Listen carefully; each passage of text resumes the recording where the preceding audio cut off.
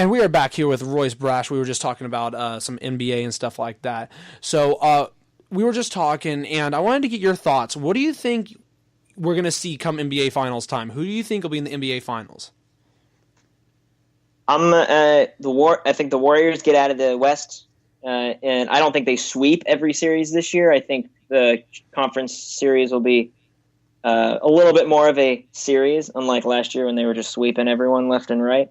Right. But in the East, it's interesting. I think if the Cavs can go on a roll, they can get to the conference finals. I don't think they can get there because they'd have to face Toronto to get to Boston. And both of those, as it stands right now, of course, it's subject to change. But as it stands right now, Boston's the better team with the guy they traded, Kyrie Irving. Well, he left. Yeah. Well, they traded him away. He wanted to leave the team, but they traded him away. And the pieces they got are not performing this year whatsoever. But I think if you look at the Cavs season as a whole, they did too much to try and catch up to the Warriors, and you just bring it in Dwayne Wade, Derrick Rose, they brought in, who's no longer playing with them. Yeah. It's a mess for Cleveland right now, and they're now turning on their head coach from reports that I'm hearing. But in the end, I think the future of the East is Boston. And until anyone can dethrone the Warriors, I think that's the matchup you're going to see for the next few years. Let me ask you this in terms, because LeBron just scored his 30,000th point last night. Where do you think, in terms of the greatest all-time meter, where do you think LeBron is going to stand on that list by the time all said and done? I think he'll be a top 5 player. I don't have him. I still think Kobe and Michael Jordan are better players. And that's really where I put him. I don't know where I put him in the top 5 yet, but he's definitely up there. I'm not going to rob him of. I halfway agree with you. I agree MJ's better. This would probably be my top 5, so I'd go MJ. And then it's a toss-up for me between Kareem and LeBron. For me, I'd probably put Kareem above LeBron, and then I'd probably go LeBron. And then after that, I'd probably go Kobe. And then 5, I'm either going to go... that's a tough one. 5, I'm either going Magic or Tim Duncan. That's tough. It's a toss-up between the two of them. They're two different players. I'd probably go Tim Duncan, personally. I think people really underrate his greatness. And then I'd probably go after that. I'd probably put Magic. I just think LeBron... I don't think he's more clutch than Kobe, and I don't think that he's a better scorer than Kobe, but I think overall in his game, he's a better player than Kobe. He has had a lot more he's had a lot more support. Kobe did have Shaq in the beginning of his career, and he did have, Powell, and those guys towards the end. But I mean, but if you look at LeBron, he also didn't have support. I mean, if you look at the Cavs, like when they made the finals in 2007, he literally took the worst team of all time to the finals. They had Mo Williams, Ilgauskas, Eric Snow, old-ass Eric Snow. They had nobody, and he took the worst team of all time single-handedly to the finals. They got swept, but, I mean, it was remarkable. I mean, I know with the Heat, he obviously did that weak move and left to go join Wade and Bosch, which they built, which was a great team with Ray Allen. And now he has Kevin Love helping him out. He had Kyrie that won him one championship. He won him the championship. Personally, I think Kyrie's shot was big. So was LeBron's block. But Kyrie was a big part of that. But I think he deserves to be second or third. But that's just my opinion. Yeah, I have him at 3, and that's mainly behind. I think Kobe for what he did with the Lakers is one thing. But the one thing dinging LeBron right now, in my opinion, is the move to Miami. To me, was one of those moves that was like, form a super team there or whatever, and then you lose to the Dallas Mavericks with that team. That was so weak. You lose to you get. I think he got swept by the Spurs too. Then, yep, no, he didn't get swept. It was like 5 games. It was a 5-game, gentleman's sweep. And that's gonna ding his status on there. And then he goes back to Cleveland, where everyone makes him out to be this big guy, and then gets beaten by the Warriors. And then he's 3 of 5 in finals, 3 of 8, so 3 and 5. Yeah, 3 and 5. And here's the funny thing: This is interesting.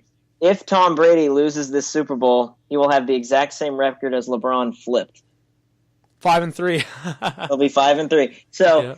I don't know. I think it's, and then everyone just wanted to rip KD for going to the Warriors, but I mean, his reasoning was better than LeBron's, which was Well, my thing is like Oklahoma City, their ownership, they never did anything to prove that franchise. So they had Harden, Westbrook, and KD. They had the future of that franchise. And then Harden left, and they did nothing to try to improve that franchise. I mean, they had Ibaka, they had Adams, but they had nobody there that they brought in that could score 15 a game or could rebound the crap out of the ball. They had nobody there that was going to be a star besides those two. They wanted didn't flow well together.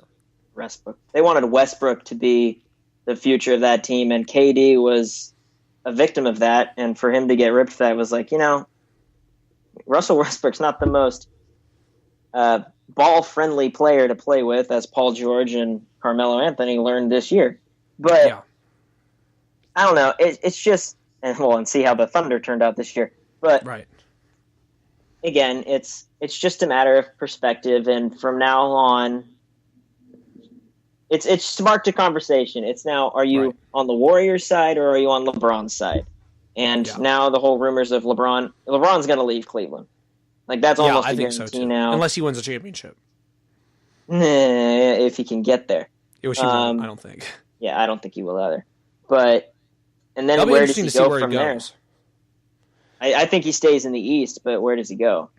I mean, the only places I've thought he would go are West. I can't think of teams in the East he would go, but personally, I mean, a lot of people have said L.A. There's been a few that have said Houston, but personally, I could see Carmelo going to Houston depending on what happens this year with the Thunder.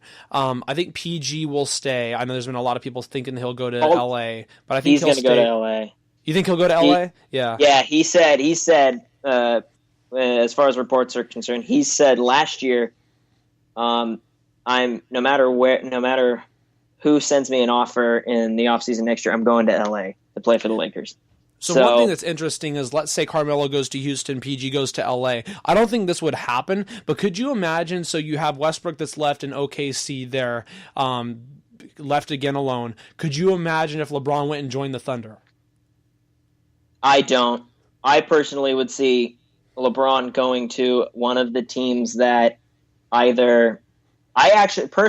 would say this. I see LeBron going to the Knicks with Porzingis. Interesting. And that'd be interesting. Because the Knicks are kind of starting to go up there and they have that star in Porzingis. And here's another story to add to that. Been playing great. Who's the rival of New York? Boston. There you go. And you got Kyrie in Boston, who wanted to be traded from Cleveland to wherever. They traded him to Boston, so it only seems fitting that LeBron could go to New York just so that rivalry could get hashed out. That's an interesting perspective, man. That's definitely interesting. So the last thing I want to talk to you about is just since we're both in college, and I know you're in your second year, I'm in my second year. What have been some of your favorite courses you've taken so far? What are you majoring in? How many classes you taken this semester? So yeah, just tell me how that's been going. So I have changed my major. I was going in as a wildlife major. I am now going into communications. Interesting, nice. I was that for a while, and now I'm journalism. Yeah. See, I might go that route as well, trying to get into sports broadcasting. So nice. Want to go into that. But as far as the class, I'm taking 5 this semester, and it's weird. I mean, this is the first semester officially where I'm in that major, so I can't really say what class I've liked the most. So, yeah. Well, personally, so this is my last semester. I'm taking 5 classes as well. I have to go 4 days a week now, which kind of sucks because I only had to go 2 the first 3 semesters. I work at Top Golf. There's I don't know if you've seen it, but yeah. Okay, yeah. So I work at Top Golf. I also work with the athletic department at Sierra, cover some of the games, announce some of the games. I've written some sports articles for Lincoln News Messenger, but so it'll be interesting because I'm going 4 days a week at school, so that's going to change a lot up. But one of my favorite classes, I liked public speaking a lot. That was my first class I took in college. I liked history. That was cool. I really liked my professor. He was hella cool. Yeah. Yeah, that's just some of my favorite courses. But yeah. But, hey, thank you, man, for being on. I appreciate it, man. You've been a pleasure, and it's been great to talk everything with you. Thank you for bringing all the stats in and everything. That was really great, insightful. And, yeah, I appreciate it, man. Thanks for being on. Oh, you're welcome. Thanks for having me on. If you need me for anything NFL, you know where to find me. For sure, for sure. And you're a Niner fan? I am actually a Bengal fan. Oh, that's right, a Bengal fan. Heartbreak for life. What do you think you guys need to do in the offseason? Oh, considering our owner's cheap, we're not going to do anything. But we need offensive line. That's the biggest thing. And I think if we can get a good offensive line put together, that team could be a playoff contender, maybe even a Super Bowl contender. I'll go that far. But first, we need to get past Pittsburgh first, which shouldn't be too hard. No, they're done as a franchise, honestly. In my opinion. Next year might be their last year. That'll probably be their last year next year. I said this last year. Like, when Big Ben retires, say goodbye to the days where Antonio Brown is regarded as the best receiver in football. He has not caught a touchdown pass from anyone other than Ben Roethlisberger. And that is the final stat of the day. Well, hey, like I said, man, thank you very much for being on. I appreciate it. Yeah. It's been a pleasure. And, take care. Yeah, you too. Thanks for having me. No problem, man. All right, peace. Later. All right, guys. So that was Royce. Thank you very much, Royce, for being on. That was great. I'm going to do my final segment here in a sec, and I'll play a song. Before I do, I wanted to answer one of the questions I got over the last week I actually got my first question for the podcast. And the question is, what do you think of Jordan Peterson? So Jordan Peterson, if you don't know of him, he's a Canadian clinical psychologist. He teaches it at the University of Toronto. And he has gained a lot more traction in the news for the last, I would say, a year or so. Maybe not year, like at least the last 6 months. I guess there was a controversial law that came out in Canada that said you had to call transgender people by their preferred pronouns, and he just didn't agree with it because he said, how's that going to help, that person out? And the thing is, Jordan Peterson isn't actually a super, super conservative. He's not alt-right or anything like that. He actually is very clear on what he believes in and how he talks about it. He just had a half-hour interview earlier this week with Channel 4 News, which I believe is in Toronto. And there was this person who was interviewing him. Her name was Kathy Newman.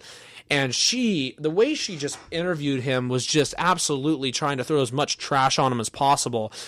She basically was like, so do you mean this? So you mean this? Like, she literally drew these parallels and painted him into a caricature of what is actually the opposite of what he believes in. The thing with Jordan Peterson is he has said some things that I disagree with when it comes to religion and a couple other things. But overall, I really like Jordan Peterson. I think that he is...